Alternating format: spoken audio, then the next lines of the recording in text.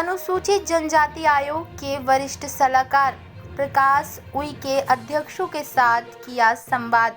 पैसा एक्ट के तहत आज जुन्नार देव जनपद में अनुसूचित जनजाति आयोग नई दिल्ली के वरिष्ठ सलाहकार प्रकाश उइके अध्यक्षों के साथ किया संवाद।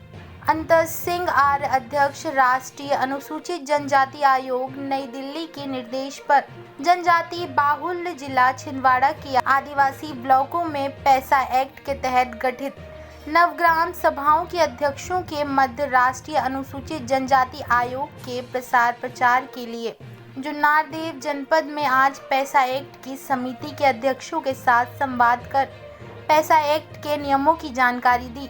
पैसा एक्ट 1996 पंचायत प्रावधान अनुसूचित क्षेत्रों तक विस्तार अधिनियम 1996 भारत सरकार द्वारा पारित एक कानून है जो अनुसूचित क्षेत्रों में रहने वाले जनजातीय समुदायों को पारंपरिक ग्राम सभाओं के माध्यम से स्वशासन प्रदान करता है, जिससे उन्हें अपने विकास संसाधनों और सांस्कृतिक परंपराओं पर नियंत्रण मिलता है। ये कानून भूमि अधिकारों, लघु वन उत्पादों और विवाद समाधान जैसे महत्वपूर्ण मुद्दों पर ग्राम सभा को अधिकार देता है ताकि जनजाति समुदाय सशक्त बन सके।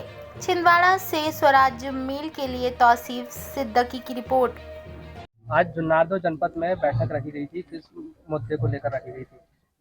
आज पैसा एक्ट जो है वो लागू है, करीब 2 साल हो गए उसके रूल्स बनाए हुए, और राष्ट्रीय जनजाति आयोग नई दिल्ली द्वारा आज हमारे जो पैसा के जितने भी ग्राम सभा के जो अध्यक्षगण हैं, आज आयोग ने इनके साथ संवाद किया, इनके साथ बातचीत किया, और इस बातचीत में एक बात ये निकल के आई कि हमारे पैसा के जो अध्यक्ष है, ये अध्यक्ष तो बन गए लेकिन इनका प्रॉपर प्रशिक्षण नहीं हुआ। तो आयोग ने इस बात का संज्ञान लिया है कि इनका प्रशिक्षण नहीं हुआ, बहुत सारी चीज़ों के बारे में इनके मन में अभी भी भ्रम है। तो ऐसे भ्रम को दूर करने के लिए इनका एक अच्छा प्रशिक्षण होने की आवश्यकता है, और इस बात का संज्ञान राष्ट्रीय जनजाति आयोग ने लिया है। और हमारे राष्ट्रीय जनजाति आयोग के अध्यक्ष माननीय अंतर सिंह आर्य जी ने निर्देश दिया है कि आप जितने भी छिंदवाड़ा जिले की जो ट्राइबल की जो ब्लॉक है, जो पैसा पंचायतें हैं, वहाँ के ग्राम सभा के अध्यक्षों से संवाद स्थापित करें, उनसे बातचीत करें, और उनकी समस्याओं को हम फिर सरकार तक पहुँचाएंगे। और निश्चित रूप से राष्ट्रीय जनजाति आयोग ये जो संज्ञान लिया है, इसके संबंध में सरकार को चिट्ठी लिखेगा कि जल्द से जल्द हमारे पैसा के अध्यक्षों को प्रशिक्षण दिलाया जाए।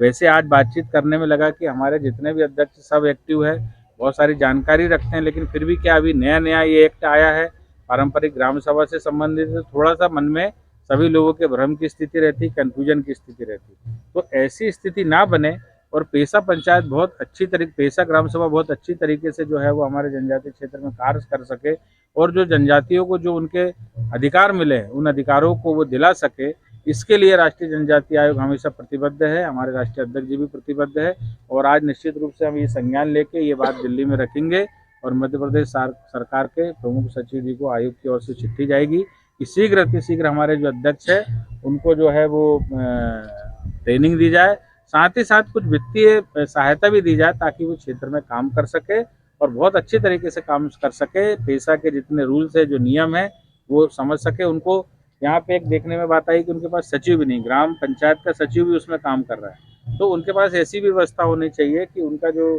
टेक्निकल काम है, जो लिखा पढ़ी का काम है, जो बैंक का काम है, जो अकाउंट का काम है, उसके लिए भी उनको एक हैंड दिया जाए, ताकि जो पैसा की परिकल्पना है, जो जनजातीय समाज की जो उनको जो अधिकार है, जो ग्राम में उनके जो प्रशासनिक अधिकार है, स्वयं निर्णय लेने के जो अधिकार है, वो निर्णय लेने की क्षमता उनमें बढ़ सके, ऐसा राष्ट्रीय जनजाति आयोग चाहता है। हिरदागढ़ में जैसे बांध प्रभावित जो है व्यवस्थापित हुए, उनको स्थापित करने के लिए क्या पहल होगी? अभी एक बात आई है बीच में, वहाँ से हिरदागढ़ से एक हमारे जो ग्राम सभा के अध्यक्ष वो आई है, उन्होंने ये बात बताई है कि भाई वहाँ पे जो बांध प्रभावित लोग हैं उनके विस्थापन को लेकर समस्या है। तो वहाँ जनजाति समाज कोई बांध का कोई जनजाति समाज विरोध नहीं करता, विरोध इस बात का है कि उनका विस्थापन सही होना चाहिए, उनको जो उनके हक का पैसा, जो उनके अधिकार का पैसा वो मिलना चाहिए। अगर आप उसकी ज़मीन ले रहे हैं तो ज़मीन के बदले उनको ज़मीन मिलना चाहिए। तो इसके लिए प्रॉपर सरकार ने गाइडलाइन बनाई है। गाइडलाइन की जानकारी के अभाव में कई बार हमारा जनजाति समाज जो है भ्रमित हो जाता है, उसको जानकारी नहीं होती, कहीं पर भी दस्तखत कर देता है। अभी जनजाति आयोग में ये बात आई है, इनका आवेदन लेके जनजाति आयोग संज्ञान लेगा, और जो जितने भी अधिकारी जन संसाधन विभाग के जो प्रमुख अधिकारी, जिम्मेदार अधिकारी है, उनको दिल्ली तलब करके इनकी समस्याओं को सुना जाएगा। आवश्यकता पड़ेगी तो उसी क्षेत्र में कैंप लगा करके हमारी जो टीम आएगी आयोग की, और उसके माध्यम से हमारे सभी लोगों की बातों को सुना जाएगा।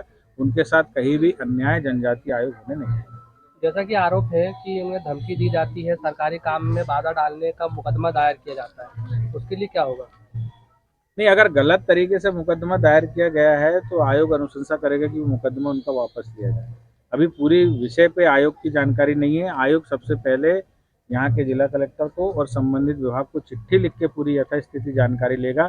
साथ ही साथ उस गांव का दौरा भी करेगा ताकि ये पता चल सके कि उस गांव में वस्तुस्थिति क्या है।